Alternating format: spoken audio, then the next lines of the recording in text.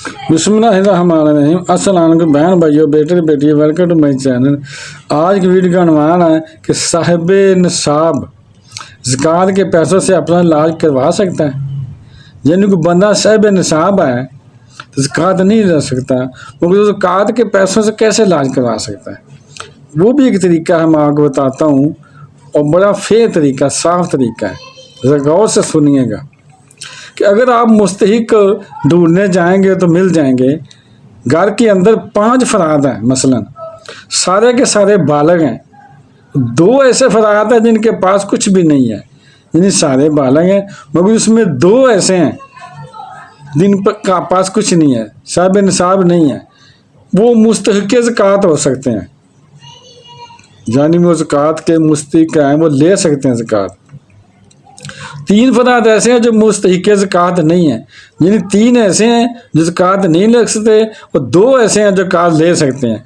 तो घर के फराद जो बालग हैं, तो फिर ऐसा होगा कि जो बालग हैं नाबालग नहीं हैं, कि जो मुस्तहिक ज़कात हैं इनको ज़कात दी जा सकती है।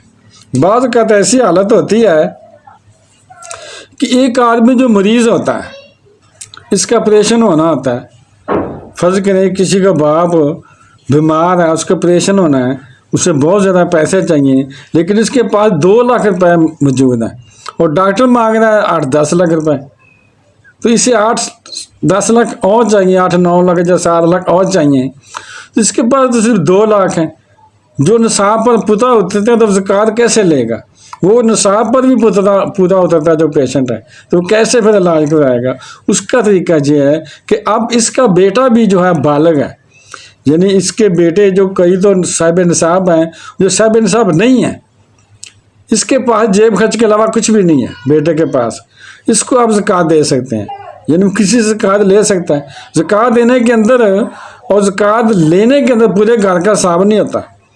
जैसे ज़कात देने के अंदर ज़कात अदा करनी है तो हर बंदा साहिब निसाब जो भी हो घर में से, उस पर ज़कात फ़र्ज़ है, कोई भी हो घर में से।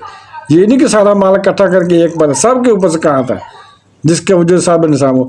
इसी तरह ज़कात लेने में भी हर बंदा जो बालग है नाबालग है वो ज़कात ले सकता है। साहिब निसाब नहीं है तो उसको ज़रूरत है, ज़कात ले सकता है।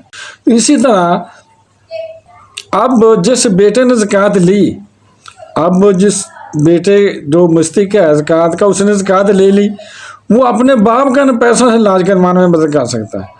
पहले वो ज़कात ले ले, वो ज़कात का मालिक बन गया, फिर वो अपने बाप को दे सकता है, अपने बाप के वो इलाज पर पैसे खर्च कर सकता है। तो इस तरीके से बाप का इलाज हो सकता है।